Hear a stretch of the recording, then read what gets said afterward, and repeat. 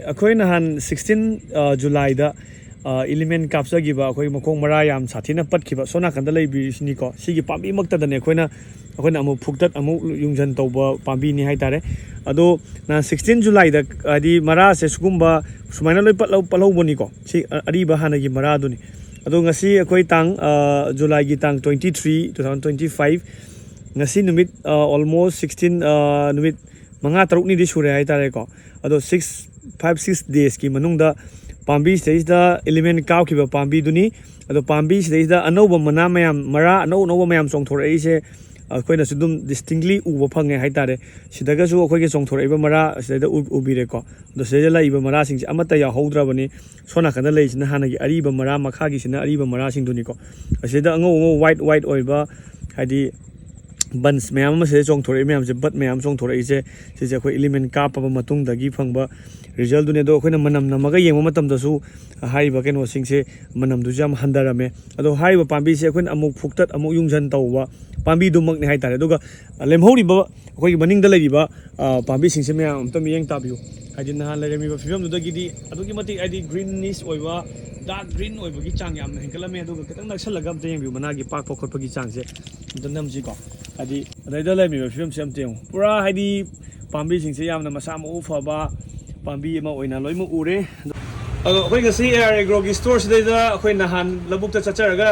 akhoi element haiba hidak tu Kapkhiba akhoi kaka duni hoji amu ngasi se amu kaka se akhoi store da amu lakpi ba thengna jare haitare aduga kaka na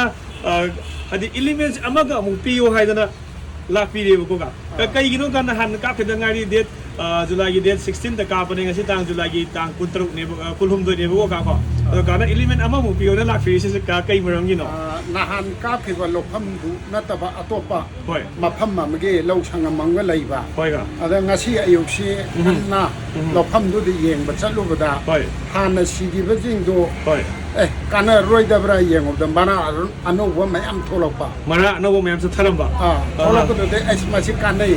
kana gadaba mali adu de asongi loupham du jo kapuge haina si lobula char ga ko loupham sa sarure ko hadi sa saruga loupham da sagi louh si foga yengjerame ko anoba ko na hanamak akhoi na paijagi ba louh du mak akhoi na lokhot charga yengame ba ade mara anoba ngo myam song thora hobra bane ba ka kawi thengna de lobuk da ku sasaru bodo ado kana so amuka akhoi na si he yorok ba ka so lakbiram ba se si u ba ka akhoi yam nungai phawse hai tare ado ka gi atei sin du chu ka to biu hai ba ka elements na phadoi se ngasagi adu khakta na te ba ka ko akhoi lophogi manada akhoi gi myam blast leiri de sheathblight leiri blb leiri tongan ba leina myam am leiri ba ka ko ado hayeng ka gi phawda akhoi gi kambung satpa kaina haina ba adugumba du bukta ka yamna masing handana haidi yaw da ba oini bu ko ado kana so amu lo la firam ba se ai se ma yam na nga e adu ga tam nungai so phawi hai da le ka ai nahan Kapkhiba da ngasi na mitare ni subudu de yengba chalubada kitang magi mawong pongamba mara anoba thola madu deide masidi lokham amaji jo aduge laina ma chit chahi khuding ge khaga tai madu de masi hana kapsalo roge na section